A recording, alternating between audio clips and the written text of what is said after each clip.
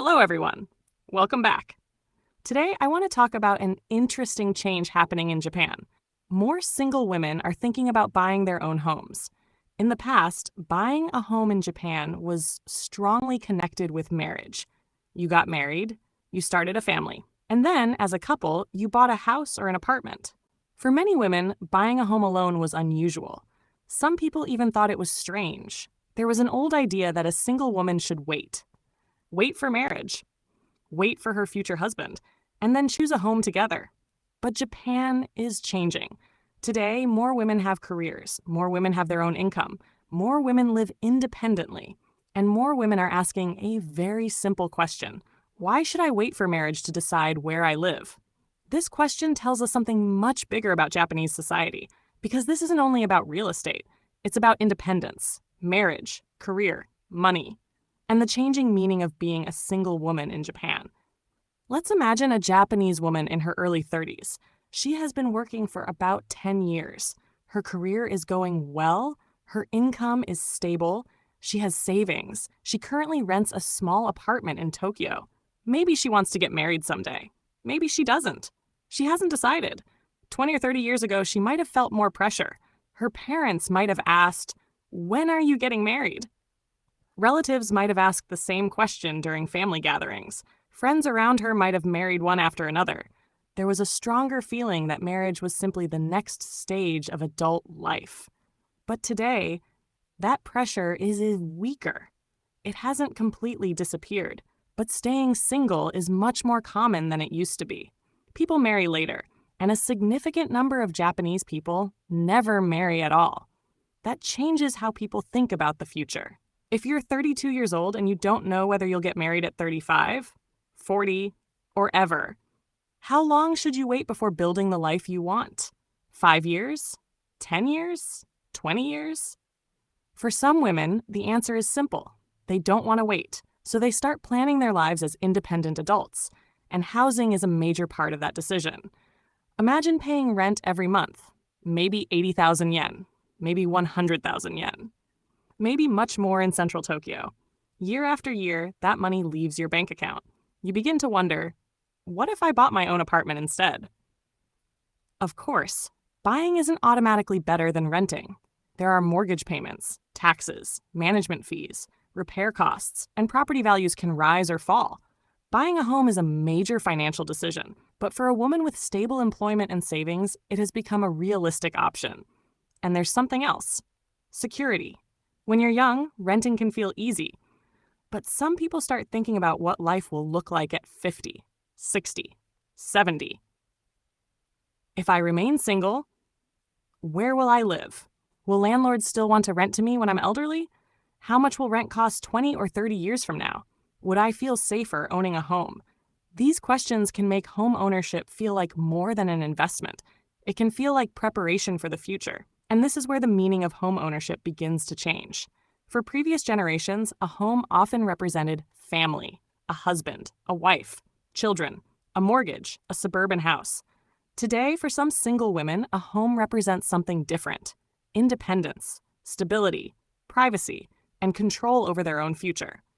The real estate industry has noticed this change. Single women are no longer treated simply as people waiting to get married. They are customers. Developers and real estate companies increasingly understand that women buying alone may have different priorities. Location is extremely important. A short walk from the station can matter more than having a large apartment. Security is important. Good building management, automatic entrance locks, security cameras, well-lit streets. The location of the apartment inside the building may also matter. Storage matters. A comfortable kitchen matters. A good bathroom matters. Easy access to supermarkets, restaurants, gyms, hospitals, and public transportation matters. In other words, many women aren't necessarily looking for a large family home. They are looking for a comfortable home designed around the life they actually live today. This has helped create more interest in compact apartments, one-bedroom units, 1 LDK apartments, homes in convenient urban areas that may be smaller but offer a better lifestyle for one person. And there is another major reason behind this trend. Women's careers have changed. In the past, many Japanese women left full-time employment after marriage or childbirth. For those women, buying property alone could be difficult. Their future income was uncertain, and financial independence was harder to maintain. Today, many women expect to continue working.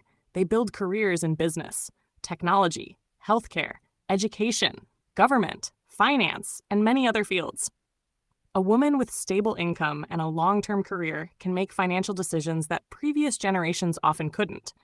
And when economic independence increases, marriage changes too. Marriage is no longer necessary for financial survival. It becomes a choice. That doesn't mean women don't want to marry. Many do. It doesn't mean they don't want children. Many do. But the order of life events is becoming less fixed. The old model was simple. Get a job, get married, buy a home, have children. But today, life doesn't always happen in that order. You might build your career first, buy your own apartment, travel, enjoy your independence, and then meet someone later. Or you may never marry. Either way, your life continues. This creates an interesting question. What happens if a woman buys an apartment and then gets married?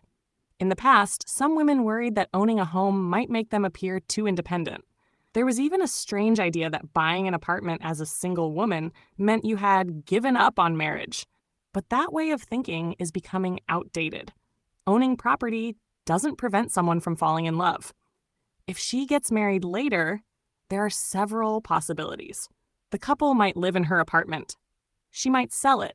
She might rent it out, depending on the property, mortgage conditions, and other circumstances. Or the couple might eventually buy another home together.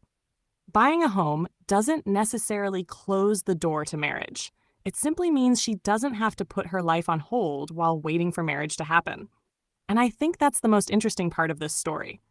For a long time, society often asked single women to prepare for a future husband. Don't become too independent. Don't focus too much on your career. Don't buy a home alone. Don't wait too long to marry. But younger generations are beginning to ask a different question. What if that husband never comes? Not in a sad way, just realistically. Maybe I meet someone next year. Maybe I meet someone 10 years from now. Maybe I never meet someone I want to marry. Nobody knows. So why should my housing, my finances, and my future depend on a person I haven't even met? That is a major change in thinking, and it connects to something happening far beyond the housing market. Japanese women today have more choices than previous generations. They can choose marriage, they can choose children, they can choose a career, they can choose all three, or they can choose a completely different life. Of course, choices come with risks. Buying an apartment alone isn't always the right financial decision. A mortgage is a long-term commitment. Buildings get older. Management fees can rise. Major repairs may be needed. Property prices can fall. Changing jobs or moving to another city becomes more complicated. And buying simply because rent feels like wasted money can be a mistake. So this isn't a story saying every single woman should buy a home.